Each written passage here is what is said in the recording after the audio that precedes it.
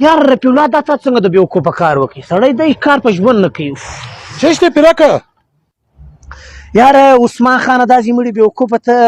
یو سړي لور ورکول یوه دانه راډیو ګړۍ ورکول یوه دانه د سونې ګوتمۍ ورکول او د 25 لک روپو موټر ورکوي داسې مړي کار وکړي واده یې ولې ورسره کوئ یاره عثمان خانه دا بیوقوف په دې واده نه کوي هغه نجلۍ چې ولږ پنډه وه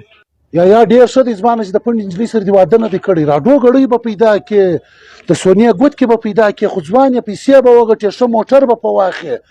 نرۍ نجلۍ سره واده وکړه دا پنډه نجلۍ به دې ګرد عمر په غاړه کښې وتلي ښه پیرک خانه دا راډیو ګړۍ و سونې ګوتکې دا موټر رښتیا ورکوي و عثمان خانه دا راډیو ګړۍ و دا ګوتکې ستا دا پنډه نجلۍ ما ته راوغواړه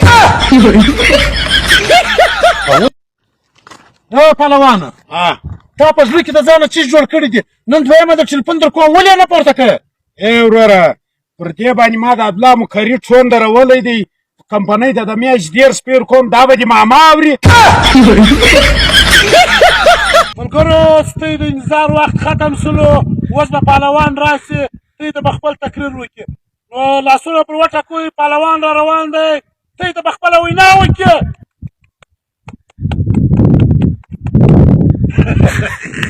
پړکیان ته وکړم وینا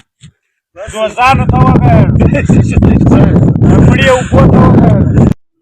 عثمان خانه ولې پرېشانه ناست لږ خانه پریشانه ولې نه او ولې یې وروره زموږ په کلي کې یو ساده هلک و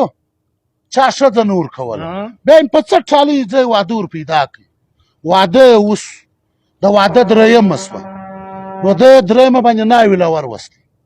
دی زمړی ګبراو شو خبرې یې نه شوې کولی و ناوې ته وایي ښه خوره ته څو وروڼه یاست ناوې ده یې ورته وکتل ول مخکې 5 اوس تا سره 6 خبرګان ته مودونه ور عثمان خانه پریشانه ډېره میناوله ده خو راته وکړه پیرکه ناوله درته کوم واره به غوږ پر نه سې ولې نه سره در مینوال په یو سارا کې 5 وروڼه وو نو الله پاک ډېر ښایسته انتفاق کړی و نو یو ورځ د ماښامه ډوډۍ ناستې ډوډۍ چې وخوړله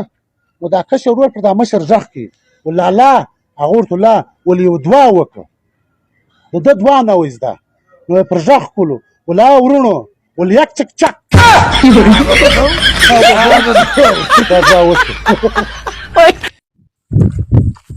پهلوانه څه کوې دی غلی غلی روان پیسې هم پیدا کړي چې څو دي وروره ډېرې دي غږ مه لره غږ نه لرم او ما تې راکړه دی سخت کنګلیم دی سخت بېچینه یم څه پیسې راکړه زه یې په اکاونټ کې اچوم چاته مه وایه 10 سپۍ دي 50 ستا دی 50 زما دی